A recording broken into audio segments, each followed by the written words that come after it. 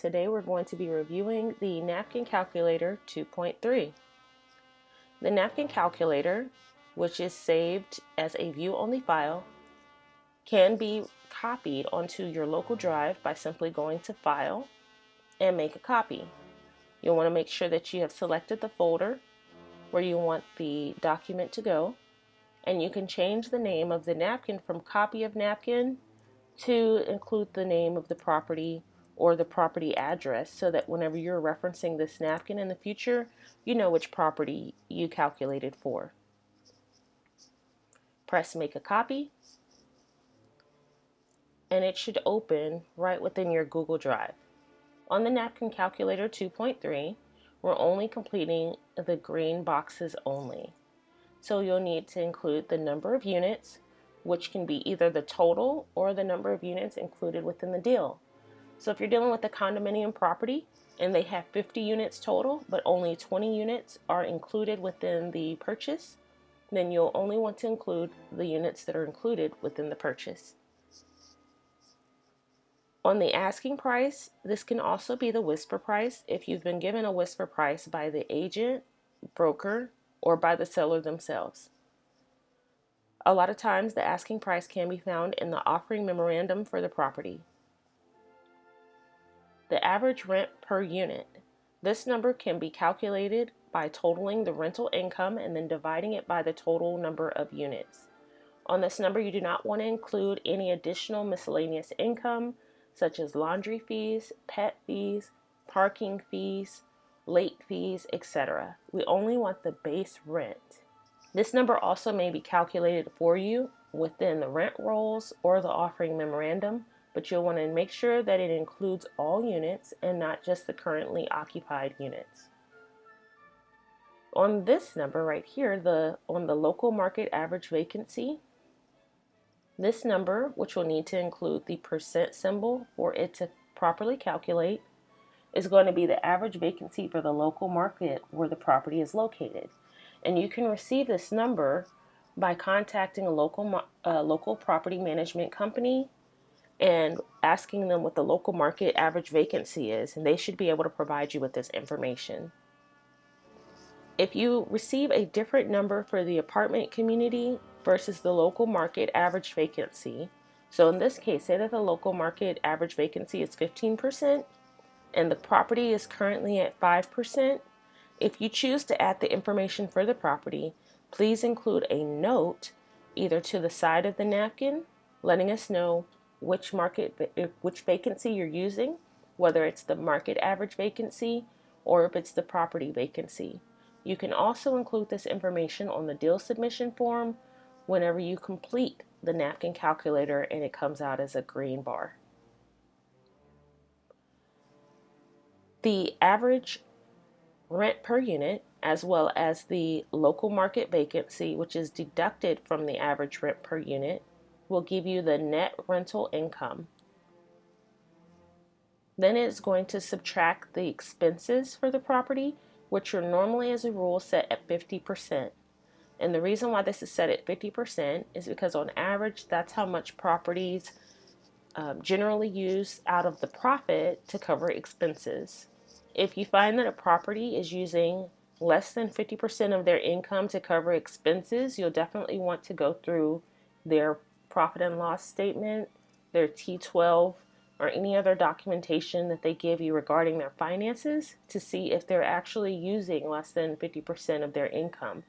You want to check for management fees and other property upkeep to make sure that they are calculating everything. You will definitely want to keep this at 50%. The calculated reserves are the reserves that are kept in place in the event of an emergency so that the owner of the property does not have to come out of their pocket to make any emergency repairs or replacements. This also stays at $300 per unit. These numbers are going to give you the NOI, or the net operating income, for the property. So this is the annual net operating income for the property. The local market cap rate is going to be the cap rate for the local market. You will need to include the percentage symbol here so that everything is calculated appropriately.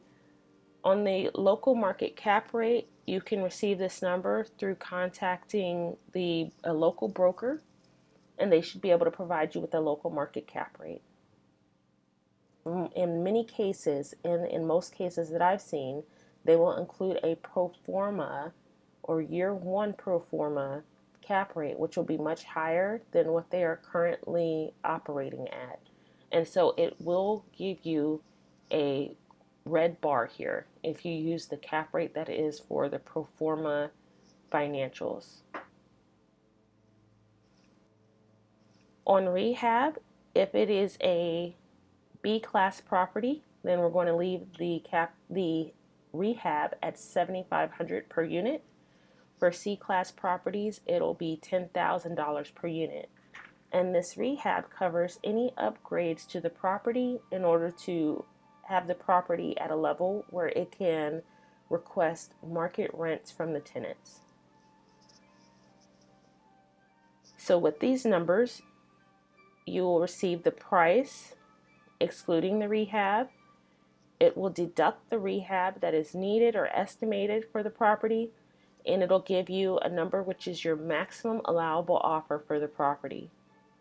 It'll then provide for you the percent of the asking price, which is also what determines if this bar is red or green. So if you have 85% or more here, which means that the maximum allowable offer is within 85% of the asking price, then this bar will be green, and it'll let you know that you can submit it now into the deal submission form for deep underwriting. But in the event that this property is only charging $1,000 per unit,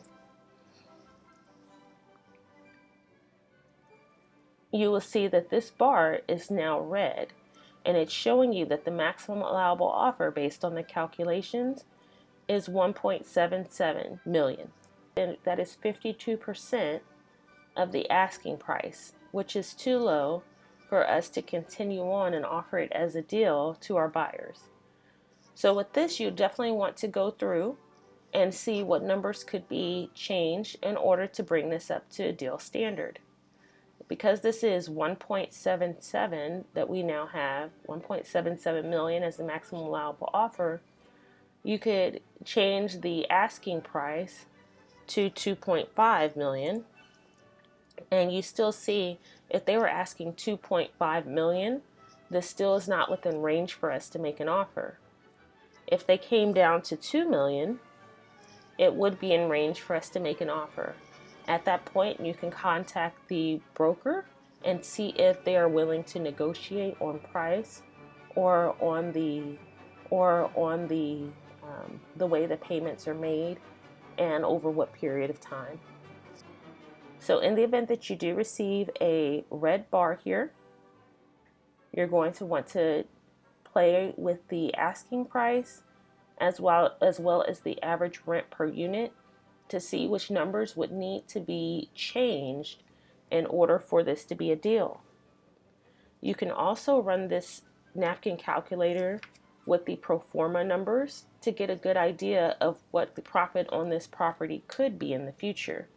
So if they're telling you that in order that once the renovations are made and the rehab is done on the property, that you're able to charge $3,000 per unit, you're able to see what the possible future NOI would be on this property and how much it could potentially be worth in the future. But you do want to make sure that if you're submitting the napkin calculator, you are submitting it with the actual financials.